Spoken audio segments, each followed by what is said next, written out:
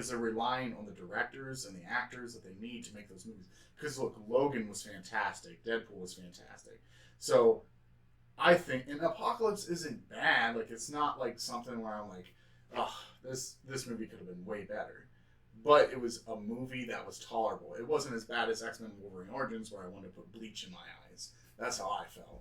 You know, like, it was that bad. That seems dangerous. Yeah, I still watch that. Or it might make you a mutant. No, I get pumped up when he's just freaking ripping everything up. I will say X-Men Origins Wolverine, Liev Schreiber is Sabretooth.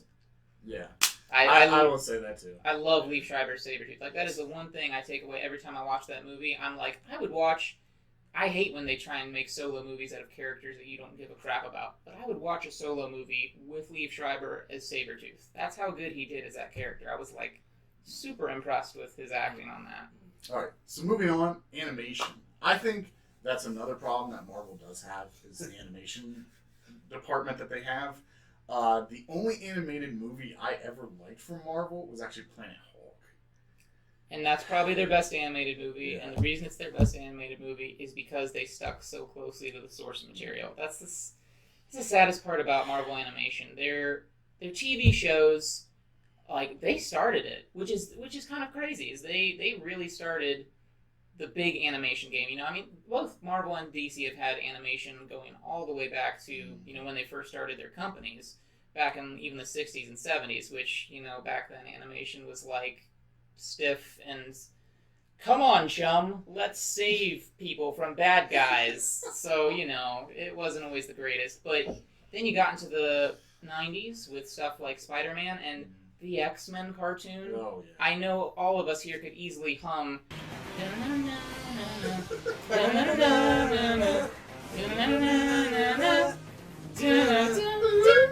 Those shows were amazing. And, you know, I mean, maybe not for everybody, but for us, you know, that's easily part of our childhood. That they did an incredible job on those shows.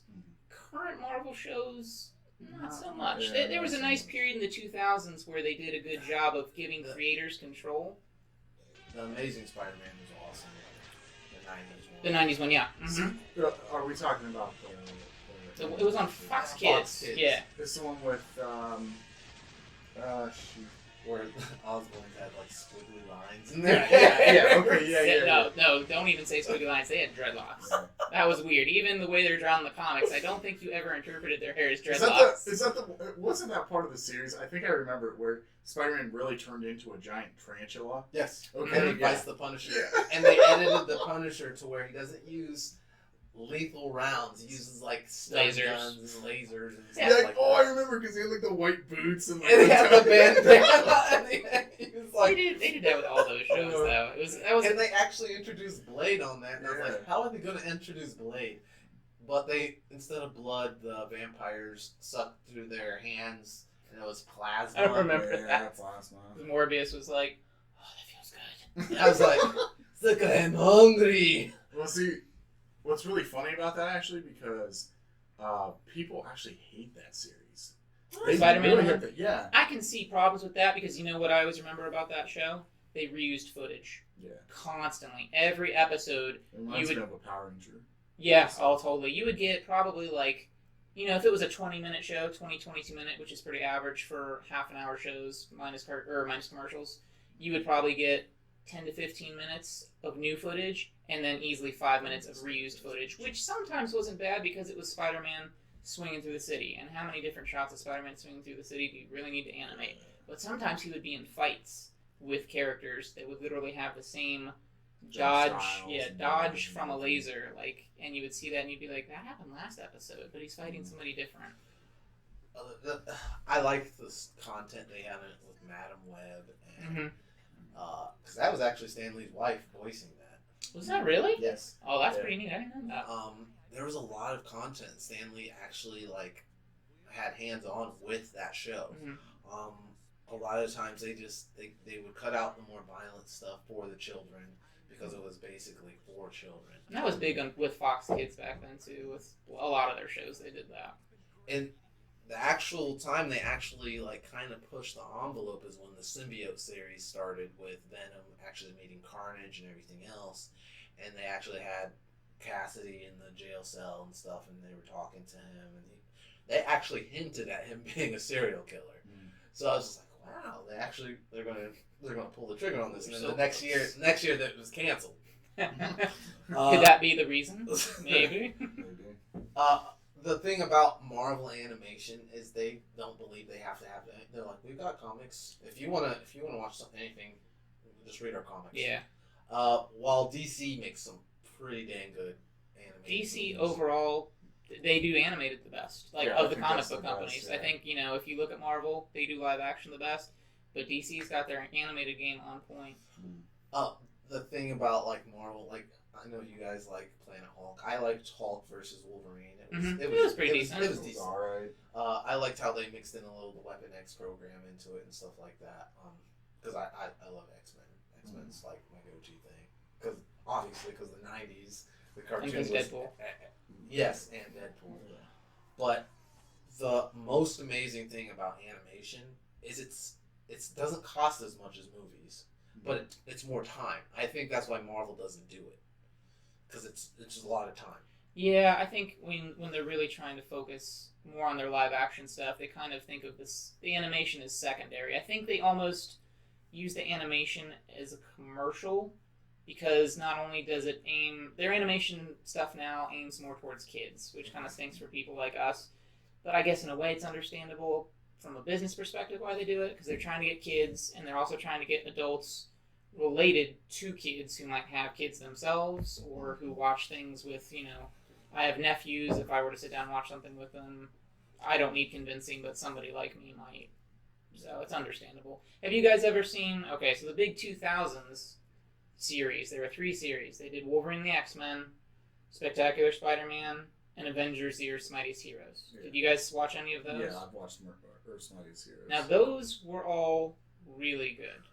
If you ever get a chance to watch them, these are series that are based a lot more on the comic books. The animation style isn't always the best. It's a little strange. I think especially Avengers Earth's Mightiest Heroes is kind of...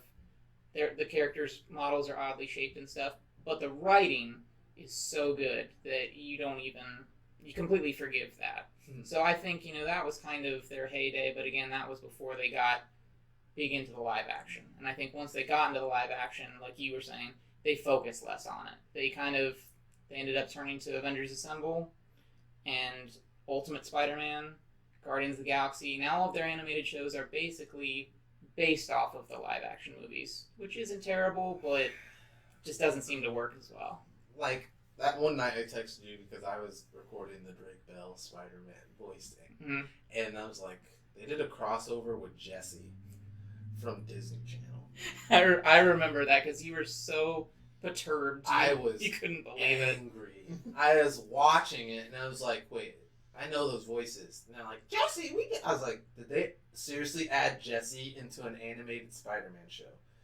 And they started fighting, what was it, Morgana, or who did they fight? They were fighting, they were fighting somebody in a museum. It was some weird magical curse or something. It was terrible.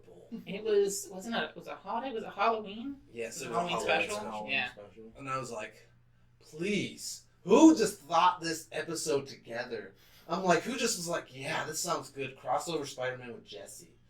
And I'm like, even though him and Jesse had a little spark between them, I'm like, what's going on here? I was like, is he gonna try to go in the real world and touch Jesse, or? If Drake Bell showed up in that show as Spider-Man, would that have been weird? It would have been really weird. I would have found it entertaining. I would have laughed about it. I was like, what is going on? And I literally got on the phone and I was like, do you know this is happening? Travis was like, yeah, I know.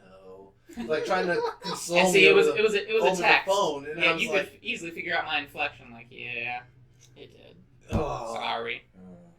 But yeah, that's a sad thing with their animation. It's not awful, but it's not great anymore. It used to be really good, and now it's like they just don't take the time to focus on it. And that's something they need to fix. They should. Because the thing is I think DC's winning over that period. Animation, when we usually talk, DC's got animation hands down right now compared to anything else right now through DC. Sorry, but But I believe that, and also too is Marvel. They have some things, but they don't have, because like Hulk versus Thor and Hulk versus Wolverine, they were all right. They weren't like something that was like. Yeah. Ashton says you don't like Thor. Well, they call Hulk a troll. They're like, who does this giant troll at the door? Oh my goodness! You have to understand they're characterizing with the Norse gods and with mythology. They don't know what Hulk is. That was freaking terrible. They're like, this troll is unstoppable. I'd like to see your version of Hulk versus Thor. It sounds interesting. Gosh! And I was like, I popped out the DVD and I was like. Because it was a double feature, because it was Hulk versus Wolverine and Hulk versus Thor, and I was like, I threw the Thor one out the window. I didn't care. Now, another thing we should touch on before we leave Marvel Animation, I think, is, have you guys seen any of the Marvel anime? They've done a couple movies, and they've done some series. About it, but I've never gotten around to it. It was an interesting experiment, is all I can say about it. They got some top tier animation studios from Japan, and I don't even remember if I think some of the writers were like a mixture of Marvel writers and the manga and anime writers from Japan got together to make the stories. And the animation, of course, looks amazing because most anime animation is amazing. Like very seldom do you see bad animation from Japan, so it looks great.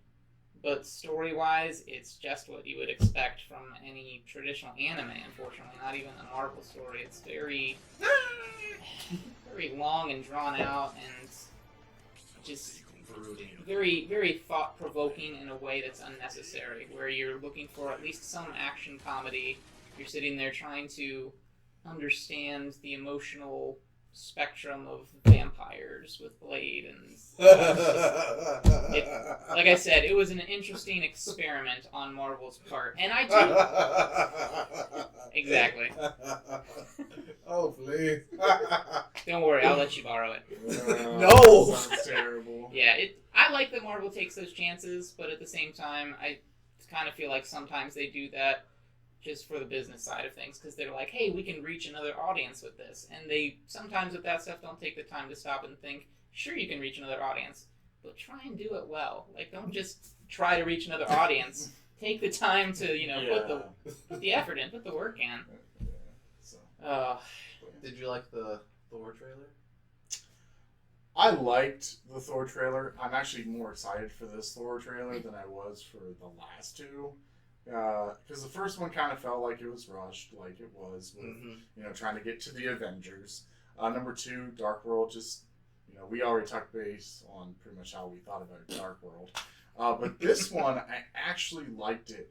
Now, when I first watched the trailer and the part with the Hulk and Thor, when they were introducing them, I was like, ugh, this is kind of corny. But then for some odd reason, when I thought about it, I was like, actually, that's a pretty cool concept. I like that concept. The biggest things that I was very worried about, like I've talked to you about, was Grandmaster Jeff Goldblum, because like his makeup's kind of weird, and I was like, really? And like he's like, well, that's Grandmaster. It's an odd character to use. I thought he was playing the Collector. No, Collector was Benicio del Toro from Guardians of the Galaxy. Okay, so he's playing the Grandmaster. The Grandmaster is one of those cosmic level Marvel entities who likes games. And also, too, is what I like about this is. Sorry. No, you're fine. But we get to see where the last Infinity Stone is. I think is going to be in this one, because someone's been like researching a lot about the Hidbits, about where it might be, and one person said actually it might be in Thor's hammer. And then there's another person that also believes that who's the gatekeeper? Heimdall? Yeah, Heimdall. His armor has something on it. Someone pointed it out and it looked kind of shiny, so they might think it has an infinite. I feel like all that stuff is just reaching. But it is likely that. But we have to find that last Infinite Stone unless they're going to put it in Infinite Wars. Oh, I'm trying to remember which one it is. That's the biggest. And see, that's kind of the point of interest with that'll come about, is which one it is, because each Infinity Stone has a specific power. Mm-hmm. Like, the Cosmic Cube, the Tesseract, was space, which is why it was able to open portals and stuff. In Doctor Strange, the Eye of Agamotto has the Infinity Stone of Time, which is why he's able to manipulate time. So I don't remember which one this is. That'll be the key to figuring out where it is or whether or not it's in there, is what sort of power it has and whether or not that would work for the story. It's very possible that they'll use it in Ragnarok. My problem with the Infinity Stones, and one of the reasons why I'm kind of excited about Infinity War, I hate to say it, to kind of be over, is almost because sometimes, when you watch the Marvel movies, it almost feels like it's a forced MacGuffin. You know what I mean? Like, you're watching a Marvel movie, and you're like, I think Doctor Strange did a really good job of not overusing it, and it wasn't the focus. I really liked that, because some of the older Marvel movies, the focus of the movie, Dark World, yeah, totally, because the ether is the Power Stone, I think. And it's like the whole focus of that movie, the ether. We have to stop the ether. What's going on with the ether? The ether. And you're like, I get it, dude. You need to stop the ether. Well, then it takes the focus away from the characters and the story, and you're like, it's another movie about an Infinity Stone. And that's kind of, not terrible. They do a pretty good job of working with it, but sometimes it works against them, too, I feel like. Age of Ultron was another one like that. The Mind Stone, yeah, because that one I think was just too busy. But yeah, there was a lot of focus on the Mind Stone. Yeah, because Doctor Strange did it well, because they did it really well. And they never even said anything about the stone until right at the end. Like at the end, he's like, especially because it's an Infinity Stone. And I was like, what? They didn't focus on it? Yeah. That's so dangerous. And Benedict Cumberbatch is like, I don't even know what that means. I know, it's almost like when they don't kill a villain. It's like you're so surprised at that moment, like, oh, I see. Oh, so, good on you. Obviously, Marvel is good about noticing. I'm sure they realize that too. And that's probably why it's like that, is they realized, I'm sure, with the early movies, we did focus on that a lot. We probably shouldn't have focused on that so much. That's a key thing with Marvel, is they notice the problems and they try to fix them. Yeah, they take the time. Yeah, and that's the problem that I have with DC, is sometimes you could scream at them until you're like blue in the face, and they're like, Batman versus Superman? That's when they have a box that says Batman. Yes. A box. Please like us again. So, I know that you're excited about Thor. I'm very excited about Thor.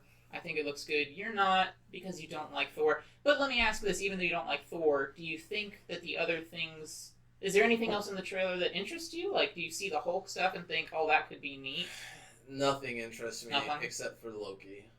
I like Tom Hiddleston. You like Loki.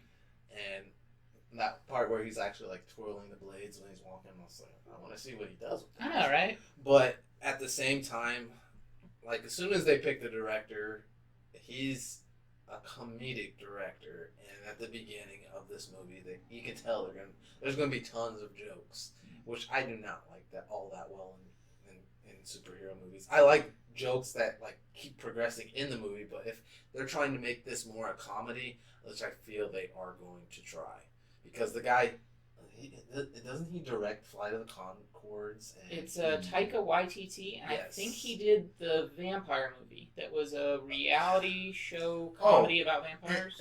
Into the Shadows. Yeah. What We Do in the Shadows. What We Do in the Shadows. We Are in the Shadows, something like that. He's a comedic director. Oh, I didn't know he was directing Thor. Yeah. I don't mind it.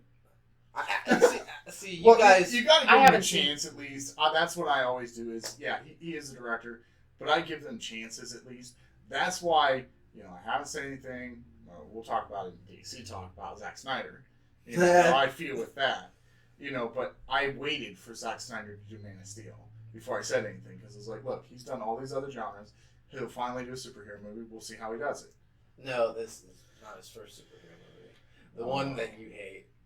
I don't really know if I consider that more of a graphic novel. I mean, there's superheroes in it, but superhero. You can't place it anywhere else. It is a superhero movie. Let's not talk about that. Elsa, let it go. Well, I'll bring that up in the DC Talk too. But okay, so you're excited about Loki. So that's the only reason I'd watch it, is if you wanted me to go. That's the only reason I'd watch it. Because of Loki. So let's end up on this segment. So the Marvel movies that are coming out, which ones do you think you're excited for? Definitely Guardians of the Galaxy Volume 2. Okay. I literally watch Guardians of the Galaxy like every month, just to laugh a little bit and watch some action, because every character flows so well with each other. It's like they've been. It's like they actually are the characters in the comic book. That's what I really like. The cast really works well with each other, and I feel like Chris Pratt is going to keep riding this horse till it's dead, basically. And he can As long do as it. it works. Yeah. He can do it. Nothing wrong with One like you said, he's the perfect character for it, and his star exploded after he did that. Because I watched The Magnificent Seven, well, because I love Denzel Washington, so I will go watch that. But he did really well in that too, and I was like, I like Magnificent Seven. Did you watch it? It was an okay movie. It's Even if you didn't like alright. the movie, It it's still was another one of those cases alright. where you can say the actors did good. But I think it takes from that. It takes it from me with a movie standpoint is the original and the remake type deal. Well, you got to think about the original movie was black and white, and then they had a black and white series, and then in the 90s they had a series. But the thing was that it felt like a standard action movie to me instead of a western, instead of like something that's like. But how many westerns come out nowadays? That's what's. Well, I think the last good western that has came out was probably 310 to Yuma. I like 310 to Yuma, but I also like Open Range with Kevin Costner. You say that, and all I could think of was the movie with cows. The animated movie.